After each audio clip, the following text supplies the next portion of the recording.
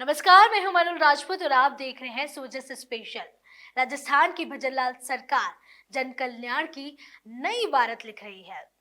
मुख्यमंत्री श्री भजनलाल शर्मा के सशक्त नेतृत्व में प्रदेश विकास की नई रफ्तार पकड़ रहा है। चाहे बात हो किसानों की भलाई की, युवाओं के लिए रोजगार के अवसरों की या फिर महिलाओं और कमजोर वर्गों के उत्थान के, भजनलाल सरकार की अनेक कल्याणकारी योजनाएं हर मोड़ पर राजस्थान वासियों को सशक्त बनाने के साथ साथ उन्हें संबल दे रही है। तो आइए नजर डालते हैं विकास की एक और नई कहानी पर।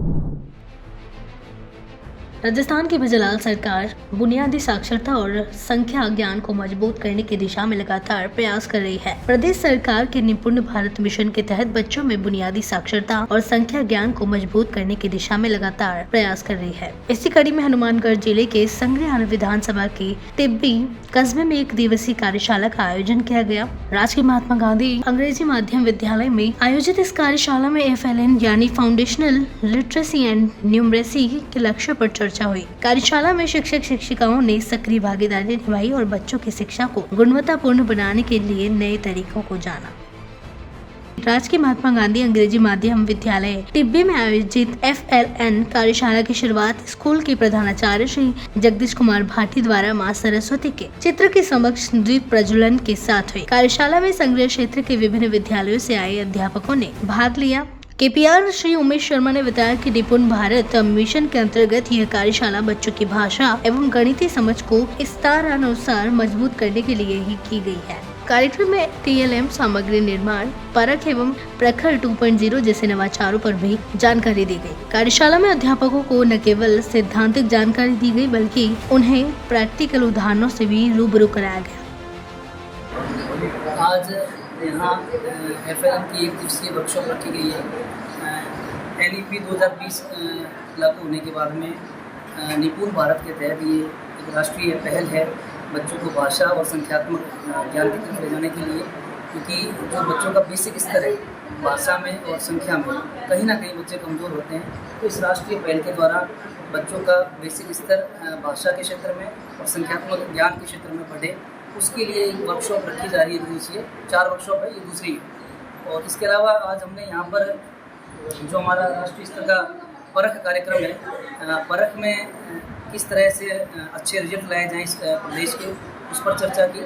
और अभी जो राजस्थान सरकार ने दूसरा कार्यक्रम चलाया है प्रखर के बारे में यहाँ पर चर्चा की, क्योंकि उद्देश्य प्रखर का हो चाहे FLN का हो, उद्देश्य एक ही है कि बच्चों का संख्यात्मक और भाषात्मक विकास हो। हाँ, प्रखर में ये है कि हिंदी भाषा पर अत्यधिक जोर दिया गया है।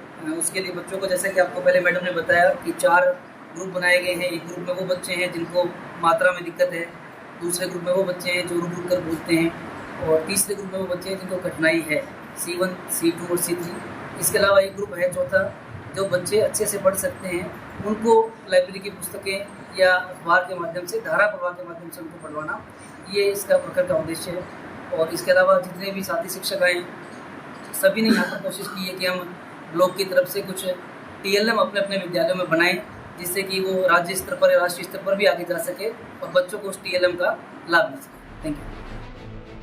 कार्यशाला में ACBO श्री रोहिताश चुग ने FLN मिशन के लक्ष्यों पर विस्तार से प्रकाश डालते हुए कहा कि बुनियादी साक्षरता और संख्या ज्ञान बच्चों की शिक्षा का मूल आधार है। उन्होंने कहा कि गुणवत्तापूर्ण शिक्षा तभी संभव है जब शिक्षक खुद निरंतर प्रशिक्षण प्राप्त करें और कक्षा में नवाचार अपनाएं। राष्ट्रीय शिक्षा नीति 2020 की सिफारिशों के अनुरूप 3 से 8 वर्ष की आयु के बच्चों को पठन, लेखन और गणित की बुनियादी समझ विकसित करना जरूरी है। इस हेतु निपुण भारत मिशन को जुलाई 2021 में लॉन्च किया गया था, जिसका उद्देश्य हर बच्चा तीसरी कक्षा तक पढ़ने और गणितीय गणनाओं में समक्ष हो। आज महात्मा गांधी राजकीय उच्च माध्यमिक विद्यालय टिब्बी में इस परिक्षेत्र के ग्राम पंचायतों में स्थित टीचर्स की जो FLN की ट्रेनिंग करवाई जा रही थी, जिसमें संख्यात्मक अभियोग्यता और भाषागत धारा प्रवाह बोलने के लिए आज इन टीचर्स को ट्रेनिंग दी गई। इसमें प्रखर 2 से संबंधित भी जानकारी दी गई, जिसमें विभिन्न प्रकार के ग्रुप बनाना, ग्रुप वाइज एक्टिविटीज, साप्ताहिक योजना, कक्षा 3 और कक्षा 6 से लेकर 8 तक के बच्चों के लिए राज्य सरकार की एक महती योजना है, जिसके अंतर्गत धारा प्रवाह बोलने के लिए अलग अलग कक्षा स्तर के अनुरूप अलग अलग ग्रुप स्तर के अनुरूप ग्रुप बनाए जा रहे हैं, ताकि उन बच्चों को उसी अनुसार भाषा का विकास करवाया जा सके। NCGS टिब्बी में मैंने प्रतिभागी के रूप में यहाँ पे भाग लिया है, जिसमें हमें FLN निपुण भारत और प्रखर 2 के बारे में बहुत सारी जानकारी साझा की गई है, जिसके अंतर्गत मैं ये मानती हूँ कि ये बच्चों के मौखिक विकास के लिए बहुत अच्छी कारगर साबित होगी, क्योंकि इससे बच्चों का जो बेसिक स्तर है वो रीडिंग, लिसनिंग, स्पीकिंग और राइटिंग सभी स्किल्स में क्या होंगे, अच्छे हो जाएंगे। हमें प्रखर 2 के अंतर्गत 2 समूहीकरण एवं वर्ग के बारे में जानकारी दी गई है, जिसके अंतर्गत समूहीकरण में हमें ग्रुप 2 बनाने हैं बच्चों के, और वर्ग के अंतर्गत C1, C2, C3, C4 का वर्गीकरण किया गया है, जिसके अंतर्गत बच्चों को सत्र के अनुरूप उनके वर्ग का निर्धारण किया गया है। C1, C2, C3 के बच्चों को C4 के स्तर के अनुरूप लाना, हमें इसके बारे में जानकारी साझा की गई है, जो कि मैं मानती हूँ कि बच्चों के लिए बहुत ही अच्छी साबित होगी। और हमें यहाँ आके अन्य बच्चों के बेसिक स्तर को लेकर भी बहुत सारी जानकारी मिली। इस कार्यशाला में अपने बच्चों के लिए मुझे कहा कि बच्चों का भाषागत जो शब्दावली वो कैसे बनाई जाए, उनको धारा प्रवाह कैसे पढ़ना सिखाया जाए, इसके लिए कुछ व्यवहारिक बातें की गई कि बच्चों की शब्दावली विकसित करने के लिए उनको जैसे चित्रकारी के माध्यम से, कहानियों के माध्यम से या कार्टूनों के माध्यम से कुछ नई नई चीज़ें सिखाई जाए, ताकि वो अपनी भाषागत शब्दावली उसका विकास करें। तो ज़्यादा से ज़्यादा जो पढ़ना के क्रम है उसको लगभग 60-65 शब्द प्रति मिनट पर से इस प्रकार के उनको विकसित किया जाए।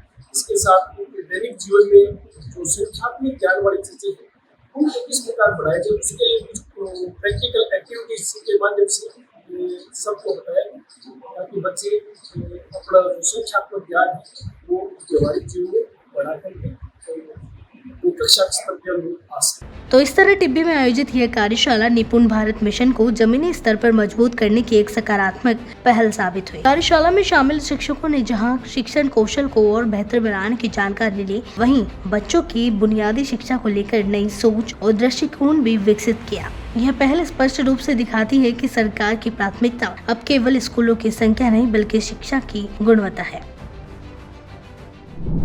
सुजस स्पेशल में आज के लिए इतना ही, फिर मिलेंगे जन कल्याण की किसी नई कहानी के साथ। तब तक के लिए देखते रहिए सुजस समाचार। हमारे चैनल को लाइक, सब्सक्राइब और शेयर करना ना भूलें। धन्यवाद।